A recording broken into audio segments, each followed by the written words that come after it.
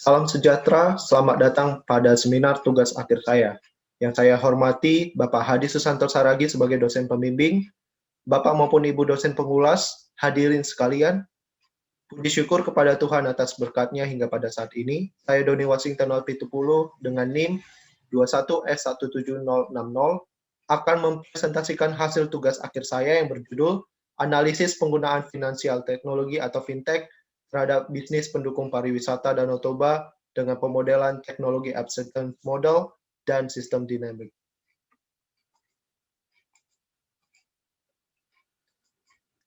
Hal yang melatar belakangi penelitian ini adalah saat ini pariwisata menjadi salah satu prioritas pembangunan dengan pertimbangan ekonomi yang memberikan dampak secara langsung. Melalui Kementerian Pariwisata dan Ekonomi Kreatif telah menetapkan pengembangan 5 destinasi super prioritas yang salah satunya adalah Danau Toba yang diharapkan mampu memberikan kontribusi dengan fasilitas yang mendukung dan lebih memadai. Selain perkembangan infrastruktur fisik, pengembangan teknologi juga memberikan kontribusi terhadap pariwisata, salah satunya dengan hadirnya layanan teknologi pada keuangan. Pengguna internet yang pesat, penetrasi internet juga mempengaruhi tren penggunaan transaksi digital. Makin berkembangnya fintech diharapkan dapat memperkuat daya tarik kunjungan wisatawan lokal maupun mancanegara yang hadir untuk memberikan kemudahan transaksi keuangan yang mempunyai jangkauan yang sangat luas dan lebih efisien. Oleh sebab itu, diadakannya analisis untuk mengetahui faktor-faktor pendukung dan penghambat serta pengaruh dan tanggapan perilaku sektor pariwisata Danau Toba menghadapi perkembangan teknologi keuangan di kawasan pariwisata Danau Toba untuk mengukur tingkat penerimaan teknologi keuangan menggunakan model TEM dan kemudian melalui suatu pendekatan holistik untuk sebuah sistem yang dinamis. Adapun rumusan masalah yang pertama adalah bagaimana keberadaan bisnis-bisnis pendukung pariwisata dan para wisatawan di kawasan Danau Toba dengan penggunaan fintech saat ini. Kemudian bagaimana tingkat penggunaan fintech menggunakan model teknologi acceptance model. Dan ketiga, bagaimana prospek jangka panjang penggunaan finansial teknologi di kawasan pariwisata Danau Toba. Adapun tujuan penelitiannya adalah mengidentifikasi variabel adopsi fintech di kawasan pariwisata Danau Toba, menguji implementasi fintech di kawasan pariwisata Danau Toba dengan metode teknologi acceptance model. Yang ketiga adalah pemodelan sistem berkelanjutan fintech di kawasan Danau Toba dengan causal loop diagram dan stock and flow diagram. Yang keempat adalah memberikan rekomendasi bagi penentu kebijakan melalui penentuan skenario yang tepat. Berikut adalah manfaat penelitian bagi peneliti, pemilik usaha di kawasan pariwisata Danau Toba, masyarakat dan wisatawan, serta pengembangan teknologi keuangan.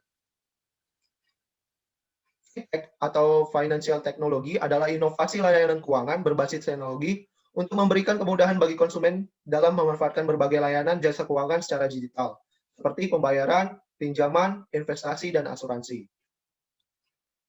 Fintech sudah berevolusi dalam 3 periode, dan industri fintech di Indonesia didominasi oleh fintech pembayaran dan peminjaman atau lending. Dan berikut beberapa jenis layanan fintech untuk layanan transaksi. Ada uang digital atau uang elektronik atau e-money yang sifatnya chip-based, e-wallet atau dompet elektronik yang sifatnya server-based, pinjaman online atau peer-to-peer lending atau online lending, dan investasi retail online. Ada insurtech dan gerbang pembayaran atau payment gateway.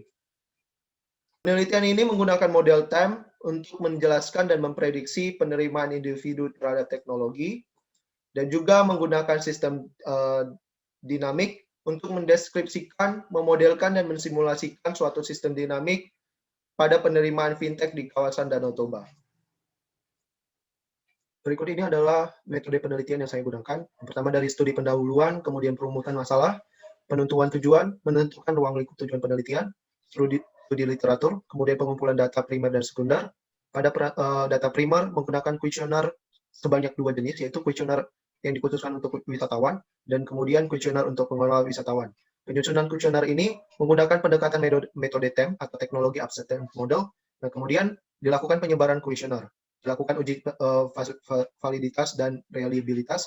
Bila telah memenuhi uji validitas dan reliabilitas, kemudian data primer dan data sekunder tersebut dilakukan pengolahan data untuk kemudian disusun, dimodelkan ke dalam causal loop diagram. dan kemudian membuat stock and flow diagram, dan membuat skenario kebijakan, sehingga menjalankan modelnya itu dalam 30 tahun, dan melakukan analisis hasil model dan skenario kebijakan, dan dapat menarik kesimpulan dan saran. Kuesioner disusun berdasarkan pemodelan TEM, dengan target responden minimal 30 orang untuk masing-masing dua kategori, yaitu wisatawan yang pernah berkunjung ke kawasan Danau Toba, dan pemilik maupun pengelola bisnis pendukung pariwisata di kawasan Danau Toba. Dari penyebaran kuesioner untuk responden wisatawan, terdapat 89,28% atau sekitar 100 dari 112 responden merupakan pengguna fintech dan pernah berkunjung ke kawasan Danau Toba. Telah memenuhi syarat pengisian kuesioner skala Likert mengenai model TEM fintech di kawasan Danau Toba. Berikut karakteristik 112 responden berdasarkan usia, jenis kelamin, pendidikan terakhir, pekerjaan, domisili, dan status ekonomi. Karakteristik responden wisatawan berdasarkan jenis penggunaan fintech, di mana pengguna fintech untuk pembayaran dan digital banking mendominasi, serta beberapa platform terbanyak yang digunakan responden adalah GoPay, mobile banking atau internet banking, dan OVO. Karakteristik responden pelaku bisnis pariwisata sekitar 67,92% atau sekitar 36 dari 53 responden merupakan pengguna fintech dan pada usahanya telah menerapkan dan memfasilitasi pengadaan layanan fintech dan telah memenuhi syarat pengisian kuesioner skala Likert mengenai fintech di kawasan Danau Toba. Berikut adalah karakteristik 53 responden berdasarkan usia, jenis kelamin, pendidikan terakhir, pekerjaan, domisili, dan besar skala usaha yang mereka miliki. Berikut adalah jawaban responden ketika diberikan pertanyaan apakah teknologi keuangan sudah memang diperlukan, terutama untuk kegiatan berwisata di Danau Toba. Jawaban terbanyak adalah alasan bahwa fintech sudah mempermudah wisatawan dalam layanan finansial seperti bertransaksi. Kemudian Danau Toba diharapkan menjadi digital tourism dan alasan tren membawa uang cash sudah menurun. Berikut adalah jawaban responden ketika diberikan pertanyaan mengenai penghambat adopsi teknologi keuangan di kawasan pariwisata Danau Toba. Jawaban terbanyak adalah pemahaman dan pengetahuan serta literasi finansial masyarakat dalam penggunaan fintech masih kurang, juga adanya gaptek, kemudian koneksi internet yang kurang bagus dan kurang merata, dan edukasi untuk SDM pariwisata masih kurang dan belum terampil dalam penggunaan fintech. Berikut adalah jawaban responden ketika diberikan pertanyaan mengenai saran pengembangan fintech di kawasan pariwisata Danau Toba. Jawaban terbanyak adalah dengan pengadaan sosialisasi, fungsi dan cara penggunaan fintech dalam kegiatan pariwisata kepada wisatawan dan masyarakat setempat, memfasilitasi pemilik usaha pariwisata dengan pengadaan perangkat atau sarana prasarana yang diperlukan untuk fintech, dan pengadaan banyak alternatif pilihan metode transaksi dengan pelanggan. Telah dilakukan uji validitas dan reliabilitas untuk memenuhi pemodelan teknologi acceptance model untuk tingkat penerimaan fintech di kawasan Danau Toba. Berikut adalah inner model yang dilakukan untuk mengetahui hubungan antara variabel laten. Pertama, ada koefisien determinasi untuk menunjukkan tingkat determinasi eksogen terhadap variabel endogennya. Contohnya di sini adalah 0,72 atau 70,20% dari variabel actual system use itu dipengaruhi oleh behavior intention to use. Demikian halnya pula untuk behavior intention to use, itu dipengaruhi oleh variabel perceived usefulness dan attitude toward using sebesar 72,6%.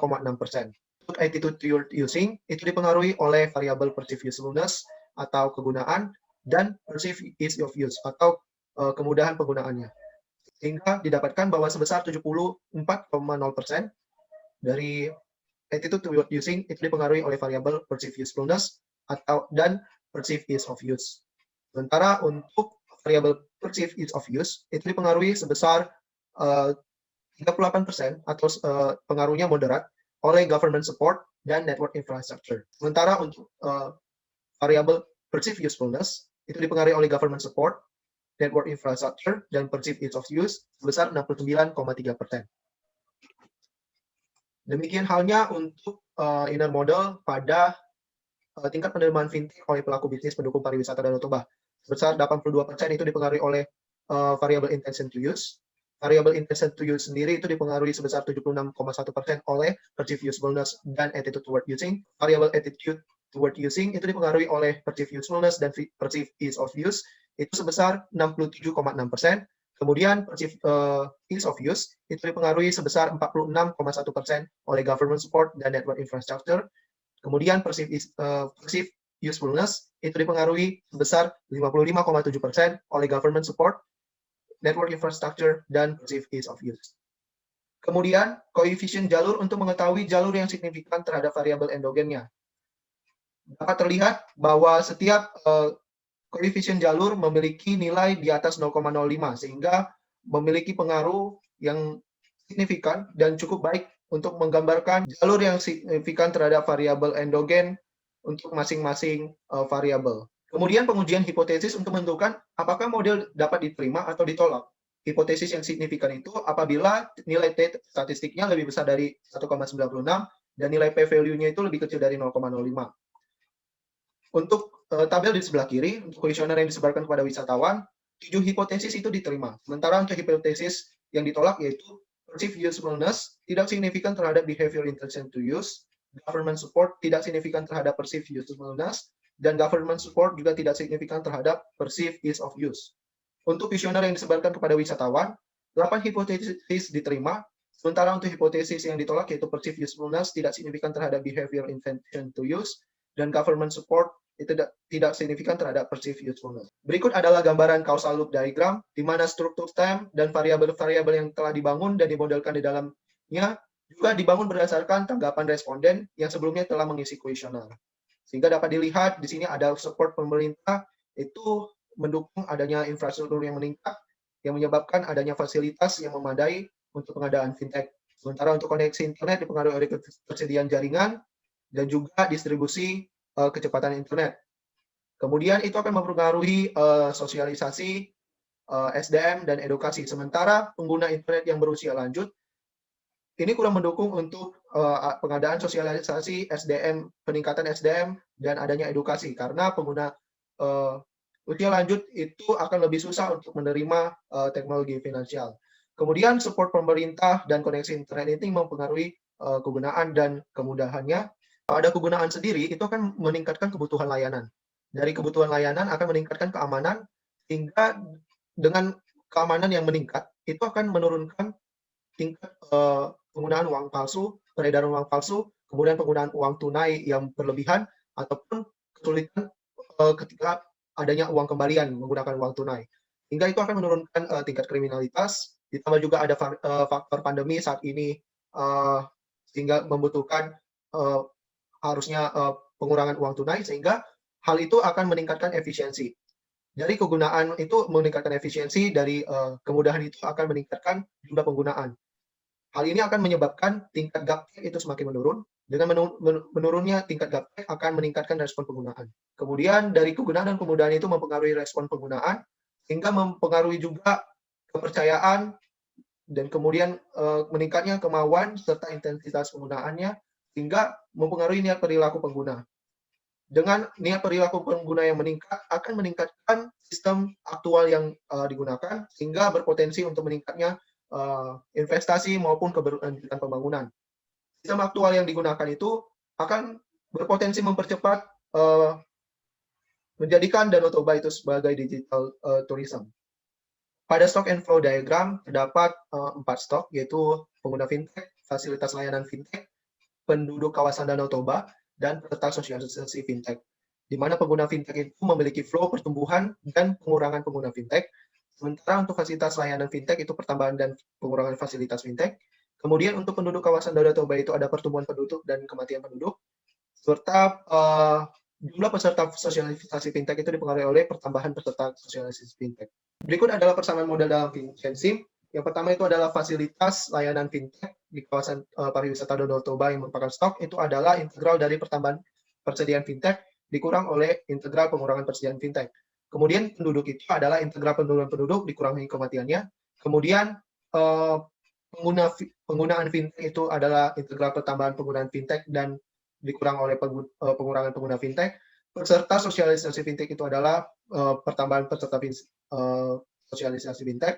Kemudian angkatan kerja itu adalah penduduk dikali rate dari angkatan kerja. Kemudian demand itu adalah pengguna fintech dibagi dengan fasilitas layanan fintech yang tersedia. Sekian hasil presentasi yang saya dapat paparkan. Atas perhatian dari Bapak, Ibu hadirin sekalian, saya ucapkan terima kasih.